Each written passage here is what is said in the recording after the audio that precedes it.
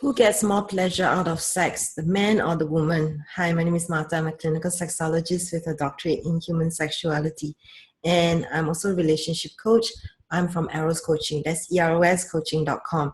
So in comparing who has more pleasure during sex, the man or the woman, I would have to say it depends on the individual, and it depends on the individual's ability to receive pleasure. Sometimes we are focusing on giving, and so it's difficult to receive. It's just like, how can you talk and listen at the same time? So usually we have a giver and a receiver. We have somebody who's talking, we have somebody who's receiving. And similarly, when it comes to touch, usually one person is giving, one person is receiving.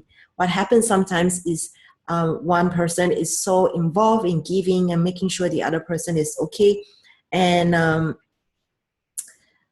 they are not able to be relaxed and receive at the same time. It's almost like some people have difficulties with being able to multitask, or maybe they are so focused on that goal of giving, and they're not able to give themselves permission to receive. So to answer this question of who actually receives more pleasure, I say it depends on the person, depends on your ability to receive. So to then add to how you can increase your ability to receive, you can begin by practicing receiving, by giving to yourself more so that you can practice receiving.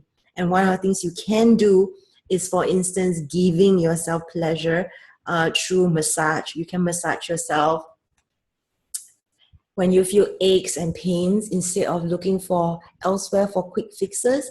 Learning how to first give to yourself pleasure. If you have a shoulder ache or neck ache, or when you shower, you can massage yourself with the lotion, with instead of showering in 5 minutes, taking time to lather yourself and also like put moisturizer on yourself. And it's not just excuse me, it's not just about vanity. It's also about activating all the nerves on your body so that you allow for more pleasure to start to come into your life. Through awareness, through noticing, you actually become more of a sexual person rather than just a physical being, just like a walking robot or machine. And we're not. We're made of flesh and blood, and that's the reason why we are made of flesh and blood. We feel. We are not made of metal or wood. And so that is the reason why we are made the way we are. And in wanting to receive more pleasure, give yourself more pleasure.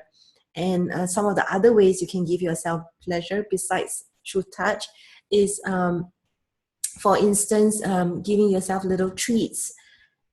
For instance, instead of always getting the bus, you really, really, really want to enjoy being in an air-conditioned taxi, then you get the cab.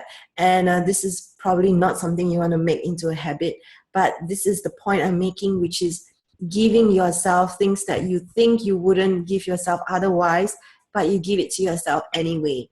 And you give it to yourself because you deserve to love yourself. If you're somebody who already overindulges in taxi ride, then probably this is not something you want to do, and you want to think of something else. And so this is Martha, just giving you some ideas, and I'd love to hear from you. You can always post your comments below. You can also drop me an email at ask@eroscoaching.com. I'd love to have your questions.